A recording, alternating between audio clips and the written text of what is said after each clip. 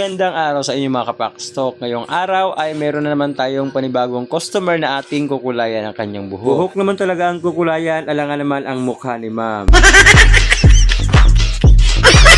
Dahil nga mahaba na ang kanyang tubong buhok ay gusto niya na itong ipakulay para magpantay naman daw. Medyo matagal na nga nating customer to kaya naman pabalik-balik lang si ma'am at hindi siya nagsasawa sa atin. Higit nga 4 na buwan na ang kanyang buhok na hindi pinapakulayan kaya naman medyo mahaba-haba na rin ang kanyang block. Kaya pala binoblower namin dyan dahil sinampo muna namin bago tayo mag-apply ng kulay kasi medyo malagkit nga ang buhok ng ating customer. Kaya shampoo ko talaga pagka malagkit na para mas kumapit ang buhok tapos mas tumalab talaga ang kulay. After nga namin makapag-usap dyan ay dumiretso na tayo sa ating pinakaunang application. Una po ng application na ilalagay natin ay magkukulay tayo sa buhok ng ating customer. Pagkukulay naman sa mga ganitong klaseng buhok ay hindi ko po sinasagad muna sa pinaka-anit. Pag nagkukulay po ako ay hindi ko muna sinasagad sa anit. Hindi ko lang alam sa ibang hairstylist kung paano ang technique ng pagkukulay nila. Dahil bawat isa pong hairstylist ay may kanya-kanya pong technique. Akin po ay hindi ko masyadong sinasagad sa pinaka-anit para po magpantay ang kulay. Unahin ko muna ibaba ng pinakadulo nito tapos pag alam mong tumalab na ang kulay ay didiretso na tayo sa pinaka-roots nito. Karamihan talaga sa mga nakikita kong buhok na nagpapakulay ay mas light ang kanilang roots kaysa sa mga ends nila. Kaya po talagang unahin ang pinakadulo dahil po maglalight talaga ang roots kapag sinabay mo ito. Kung mapapansin nyo sa aking pag-apply ay nagsisimula po ako sa pinakaibabaw. Oo, tama po kayo. Ibabaw po talaga ako nag-apply dahil ayoko talagang magsimula sa ilalim.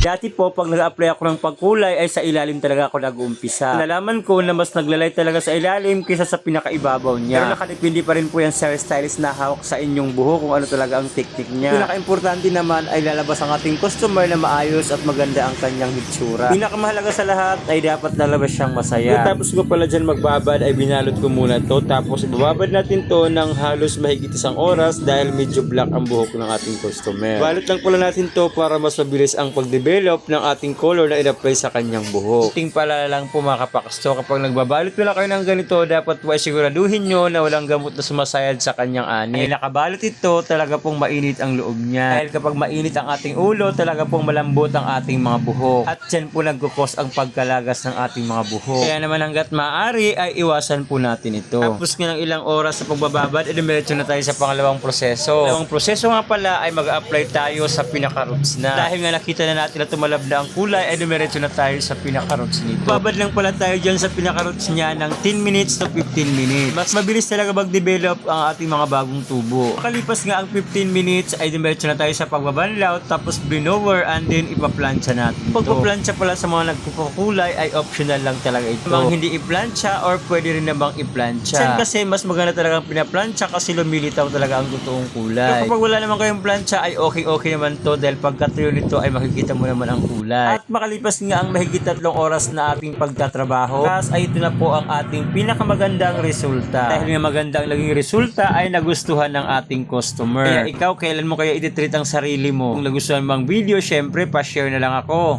Thank you and God bless you.